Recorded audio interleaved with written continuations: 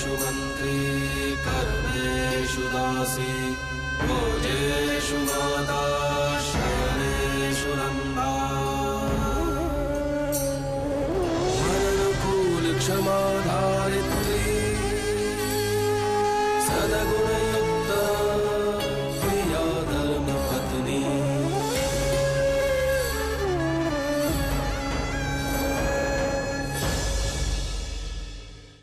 अब तक आपने देखा डायमंड मर्चेंट एसोसिएशन से सोमल शाह के आग्रह पर धर्मराज और संतो फंक्शन में आते हैं। सोमल शाह धर्मराज को पुरस्कार देने के लिए संतों को मंच पर बुलाते हैं। पुरस्कार लेने पर धर्मराज और संतों को पत्रकार सवालों से घेर लेते हैं और वो दोनों एक झूठी प्रेम कहानी सुना देते हैं। फंक्शन से लौटते समय एक अनचाही घटना उन्हें माधव के घर पहुंचा देती है। धर्मराज के साथ अपने ससुराल लौटने पर संतो सुभद्रा के गहने और कपड़े तारुलता को लौटाती है। कान का एक झुमका ना पाकर तारुलता संतो पर चोरी का इल्जाम लगाती हैं। अब आगे।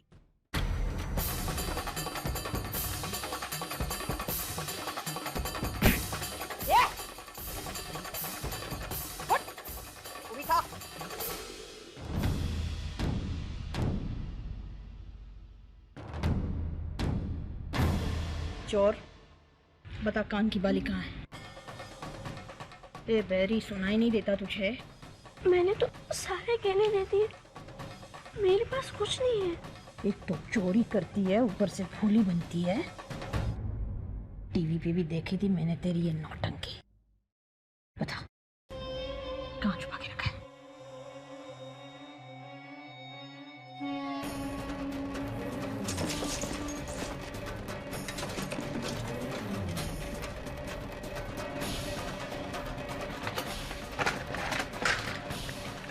जरूर रहेगा।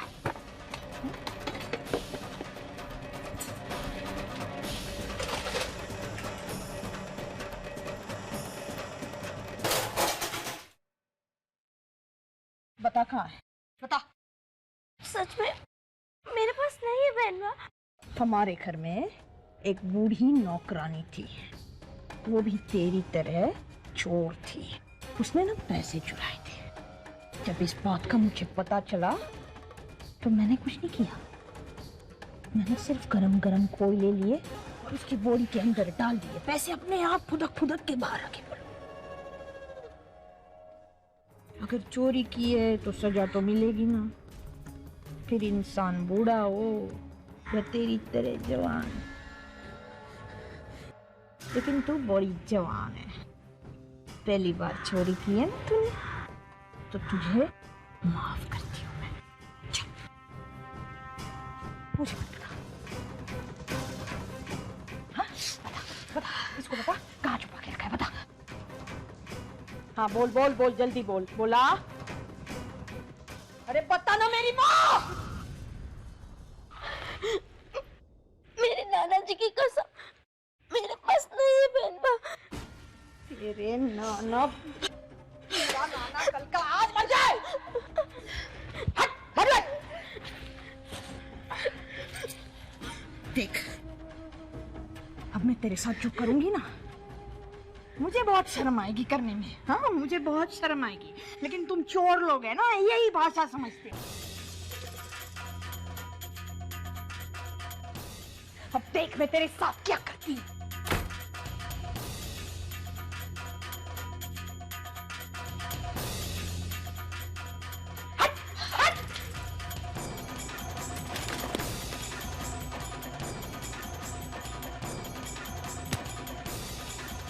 ये चल, एक एक कपड़ा निकाल उसका।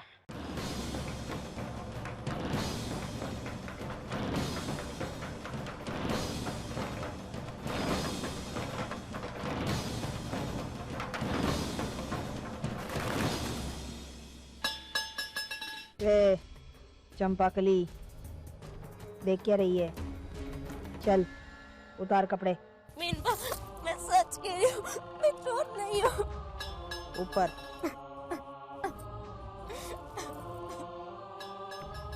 देख, मेरा अनुभव ये कहता है कि हर चोर यही बोलता है। मैं सच कह रही हूँ, मैंने सारे गहने आपको वापस कर दिए थे। तो बाली को क्या पर आ गए? हाँ, उड़ गई बाली? कहाँ छुपा के रखे हैं गहने? नहीं बेटा, मैं समझ एक कपड़ा निकाल, चल। समझ करो बेटा। अबे चलना। तू कपड़े उतारेगी या मैं तेरे कपड़े उतारूं? नहीं तो पगली।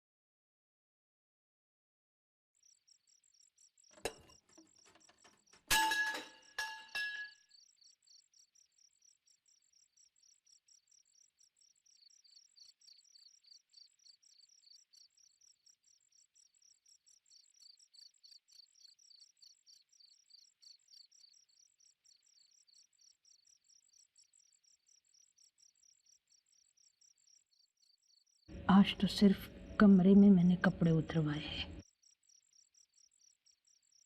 बाली नहीं मिली ना, फिर पब्लिक शो।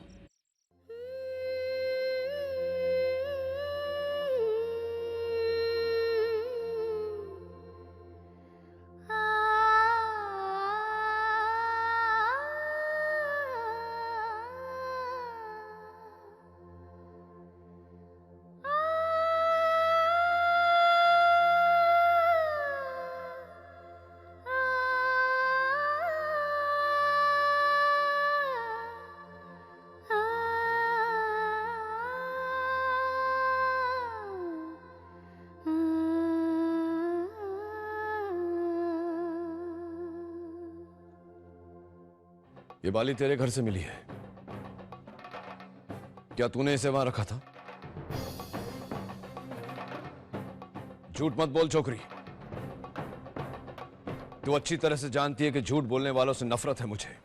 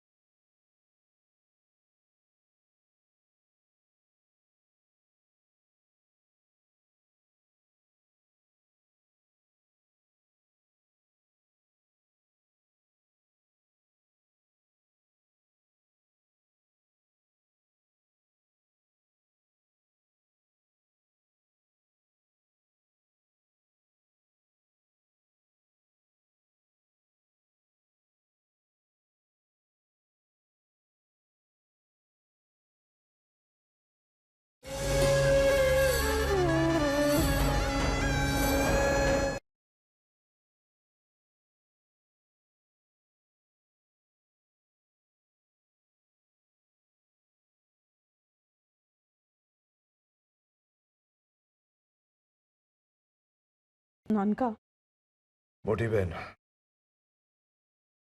आप कुछ कहें उससे पहले मैं आपसे कुछ पूछना चाहता हूं।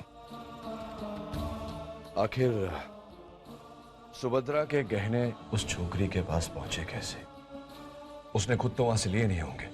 हाँ मतलब मैं भी। चाबियां आपके पास रहती है ना मोटी बहन, उन गहनों की जिम्मेदारी आपकी है और आप अच्छी तरह से जानती हैं कि सुभद्रा की एक भी चीज यहां से वहां हो जाए तो मुझसे सहन नहीं होती। मैं जानती हूँ नानका, लेकिन ये जवाब छोड़, इससे बड़ा सवाल खड़ा हो गया है और इसीलिए मैं तुम्हारे पास आई हूँ। उन गहनों में से एक बाली गुम हो गई है। गुम हो गई है? मतलब? मुझे तो लगता है ये काम उस संतुड़ी का ही है। अब गुम हो गई या चोरी हो गई, चोरी की होगी उसने। कभी पहने नहीं होंगे ना उसने इतने महंगे गहने। बस मोटी बहन बस, इस विषय में मैं आगे कोई चर्चा नहीं करना चाहता। उन गहनों की जिम्मेदारी आपकी थी, गुम हो गए तो ढूंढ के लाइए।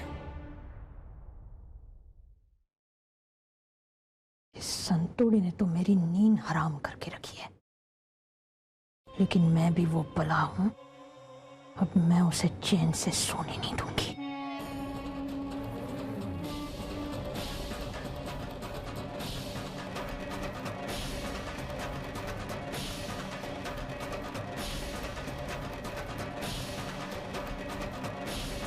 उन गहनों की जिम्मेदारी आपकी थी, गुम हो गए तो ढूंढ के लाइए। गुम हो गए तो ढूंढ के लाइए। चंपागली जाओ, ड्राइवर को बुला। बता, इन लोगों को लेके तू कहाँ गया था? मोटी बहन, उन लोग सूरत से माधव सोलंकी के घर पे गए थे। तो ठीक कह रहा है ना? जी।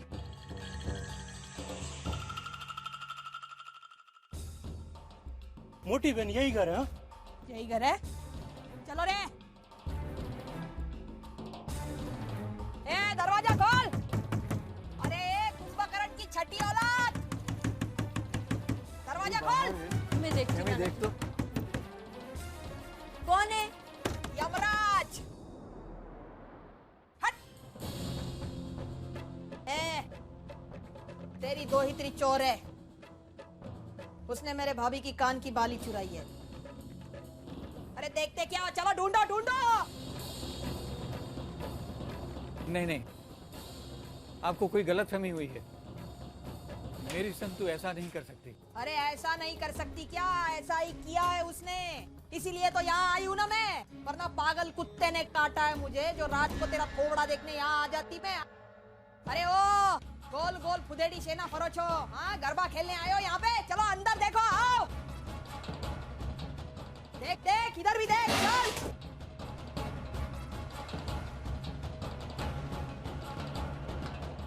देखो देखो, यही कहीं होगी बाली है, मदर इंडिया, देखना। बेना, ये कौन है और क्या कर रहे हैं? मोटी बहन, आ जाओ।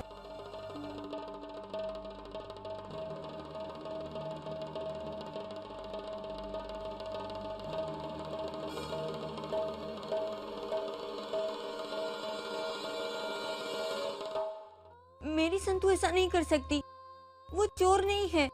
ये तो नाना जी। चोर का पिल्ला चोरी होता है।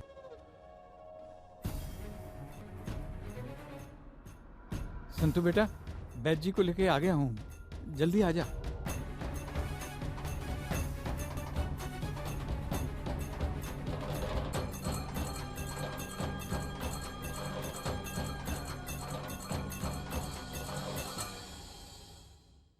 अब बोल के तू चोर नहीं है। नानका, ये कान की बाली इसी के घर से मिली थी राम जी को। बोलना वे। मालिक, बेनबा ठीक कह रही हैं। ए छोकरी, ये बाली तेरे घर से मिली है, क्या तूने इसे वहां रखा था? झूठ मत बोल छोकरी, तू अच्छी तरह से जानती है कि झूठ बोलने वालों से नफरत है मुझे। और तू ये भी जानती है कि भूल करने वालों को मैं सजा देता हूं। सजा सुनाने से पहले मैं तुझे सफाई देने का एक मौका दे रहा हूं। बोल, सच क्या है?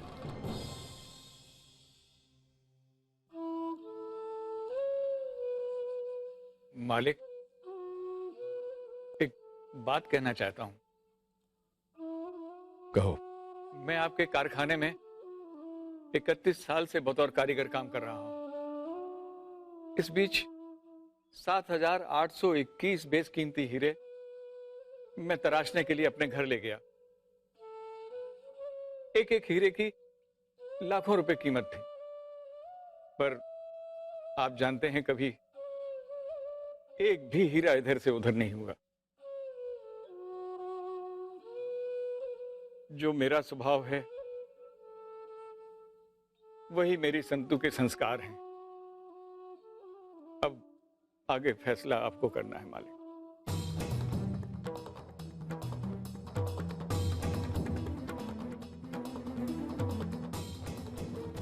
राम जी,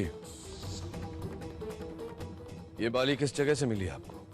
इनके घर की खिड़की के पास जमीन पर पड़ी मिली।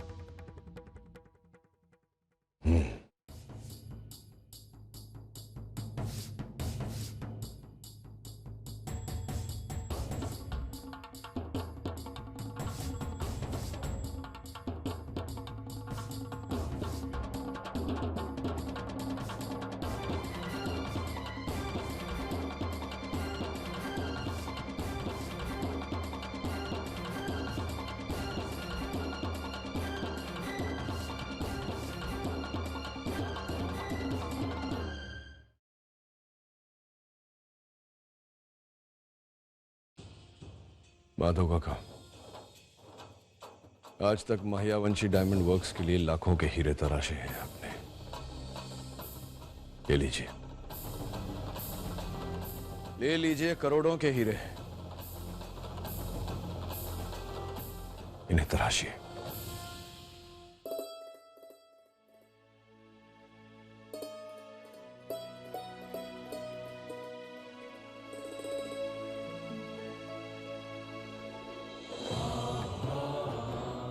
जरा ठीक थी विचारी जो मोटी बहन। चोर कभी चोरी का सामान इस तरह जमीन पर नहीं छोड़कर जाएगा। भूल से गिर गई होगी बाली। इस छोकरी ने चोरी नहीं की है।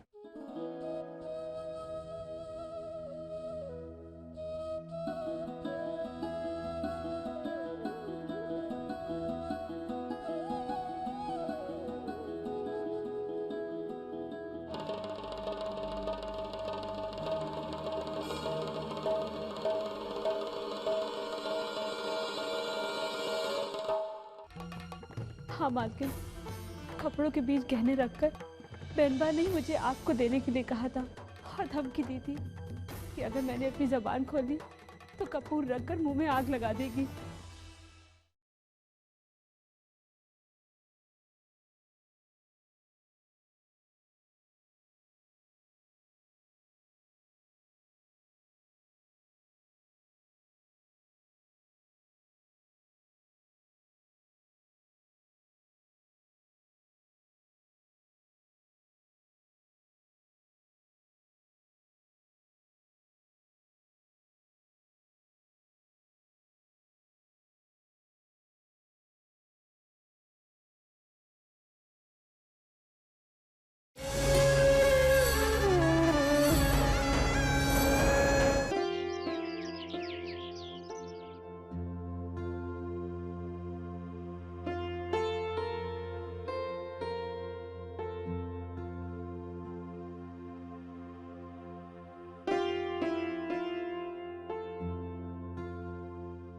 मैंने माफ कर दो मालकिन, मैंने बहुत बुरा व्यवहार किया आपके साथ। आपकी सारी तकलीफों का कारण मैं ही हूँ। क्या करती, मजबूर थी, कहीं मुझे नौकरी से ना निकाल दिया जाए। पर अब मैं चुप नहीं रहूंगी, सबसे कह दूंगी ये गहने मुझे बहनबा नहीं दिए थे। हाँ मालकिन, कपड़ों के बीच गहने रखकर बेनबा ने ही मुझे आपको देने के लिए कहा था और धमकी दी थी कि अगर मैंने अपनी जबान खोली तो कपूर रखकर मुंह में आग लगा देगी। पर अब मैं किसी से नहीं डरूंगी। दिल में इस पाप का बोझ लेकर नहीं जाना चाहती थी, इसलिए आपसे कहने आ गई। मैं ये नौकरी छोड़कर जा रही हूँ। चंपाकली,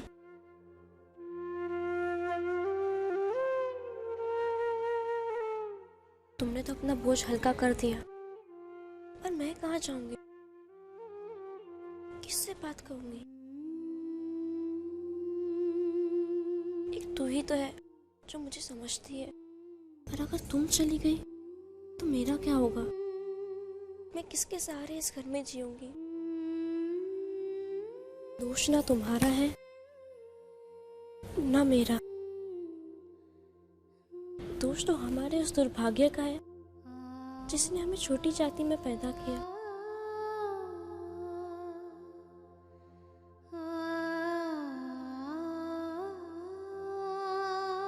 नहीं जाएगी ना? जैसा हुक्म मेरी मालकिन का। कभी दुख की कभी सुख की संगिनी।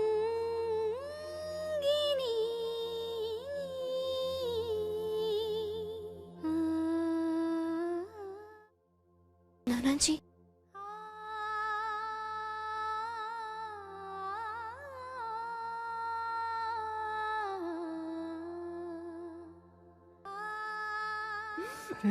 बेटा संतु क्यों इतना रो रही है? अरे बता ना नाना जी को रो क्यों रही है?